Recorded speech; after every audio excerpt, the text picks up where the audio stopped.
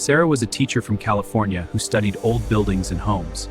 She had read many books about how Native American people lived, but she had never experienced it herself. I've been thinking. Come spend 2 weeks learning the old ways. Yes, I'd love to. Good. I wonder if this was a mistake. We'll face it together. How are you not cold? 70 winters on these lines.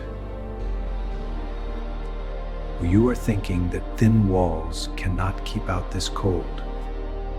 Everyone thinks that when they first see a tipi in winter. Sarah nodded, her teeth chattering. Inside that tent, everything she owned was frozen solid. Her water bottle had turned to ice during the night. She had barely slept because of the cold seeping up from the ground. The teepee, on the other hand, had smoke rising peacefully from its top. Come.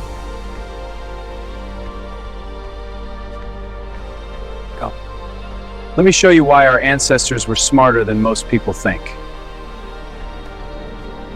The difference was immediate and shocking. Warm air wrapped around her like a blanket. She could actually feel her fingers and toes again.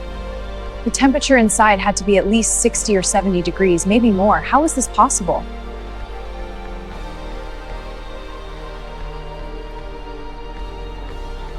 It was modest, using less wood than Sarah would have thought necessary to heat such a space. Yet the warmth filled every corner. Sarah, sit with me by the fire. The first thing you must understand is that a tipi is not just a tent. Thousands of years. Every part has a purpose. Nothing is there by accident. You see those flaps at the top? We call them ears. They can be moved from inside using those poles. He indicated 2 long poles that extended down from the smoke flaps.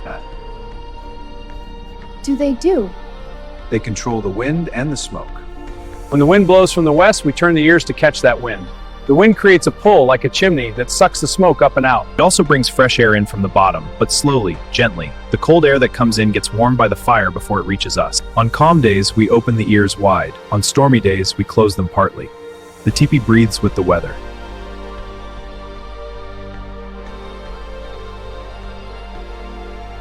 It did not reach the ground, and it did not touch the outer wall of the tipi. What is that? That is called a dewcloth. This is one of the most important parts. Watch. Feel here. It was cold, almost as cold as the outside air. Feel the dewcloth. It's warmer. The air between the wall and dewcloth insulates us.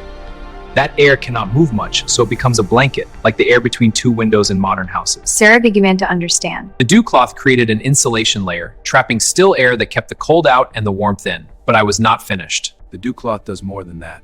Look at the bottom. I see. The bottom edge is tucked under the sleeping mats and furs. This stops cold air from coming in at ground level. Cold air is heavy. It sinks. We'll hold the dewcloth to the walls and pool around our feet. But the dewcloth forces that air to go up, between the walls, where it gets warmed before coming into our space. The dewcloth also catches water. In winter, our breath makes moisture. When warm, wet air touches something cold, it turns to water drops. If we did not have the dewcloth, that water would form on the inside of the outer wall and drip on us while we sleep. But it forms on the dewcloth instead, and we can wipe it away, or it just dries. My mind is racing. Everything I knew was wrong. This isn't primitive or simple at all. It's completely different. This was engineering, real engineering, based on understanding how air and heat and moisture work together. What about the shape? Why is it a cone? The cone is everything. Heat rises, yes? In a square house, heat rises to the ceiling and stays there. The floor stays cold, but in a tipi, heat rises in a spiral. It goes up. Every part of the teepee gets warm, not just the top. Also, wind cannot push over a cone easily.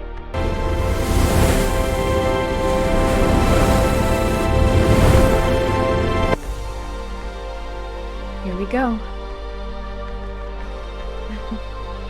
Are you teaching her all our secrets? She is a good student. She asks the right questions.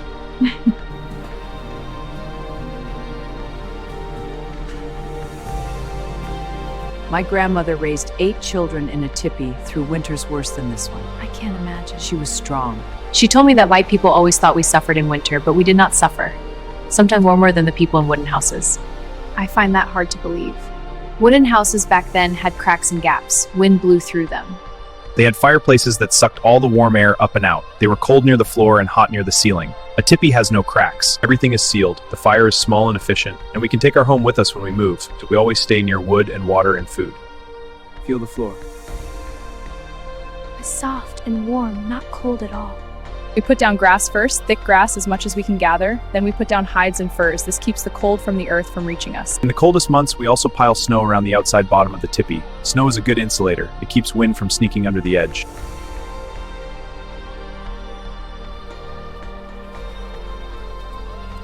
The fire's positioned slightly toward the door, not the center.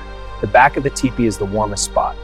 That is where we sleep. The door is the coldest spot because we open it sometimes, so we put the fire closer to the door to balance the temperature. Dinner's ready. A simple stew. This is incredible, Marie. It reminds me of my grandfather's stories. He told the best tales. We survived blizzards, ice storms, traveling the plains with us. This sacred relationship between us and the land endures. And the buffalo who provided nearly everything they needed. The buffalo gave us the tipi. Their hides were perfect. We used 12 to 15 hives for one tipi. Now we use canvas because there are no buffalo herds anymore, but the design is the same. Thomas, what are these poles made of? Lodgepole pine. They're long, straight, and strong. Everything works together. Different tribes use different methods. We use a 4-pole base. Some tribes use 3 poles. The base poles are tied together at the top, then raised up. The poles lean against them. This creates a very strong structure. I have seen tipis stand through winds that knock down trees.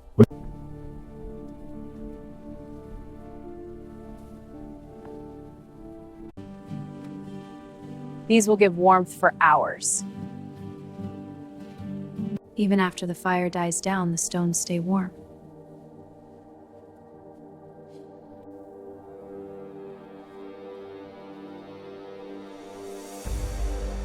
She understood now why Thomas had smiled at her doubts. But it's good enough for winter. It was designed for winter. Sarah woke fouls on getting it right. In the morning, woke to find the fire had burned down to coals. Marie was already up, rekindling the fire with small sticks. Frost covered everything outside. But inside, Sarah was comfortable. She spent the next week learning more details, measuring temperatures, taking notes, and gaining deep respect for the knowledge of the people who had lived on this land long before her ancestors arrived.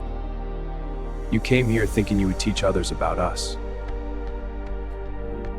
But now you know that we have always been the teachers. Modern people think we survived despite our technology because of it. We just measured success differently. Not by how much we could control nature, but by how well we could work with it. The teepee is not just a relic of the past. Comes with elegance and wisdom, using materials from the earth and knowledge passed down through generations. The secret of staying warm in a tipi was no secret at all. It was science, observation, and respect for the natural world.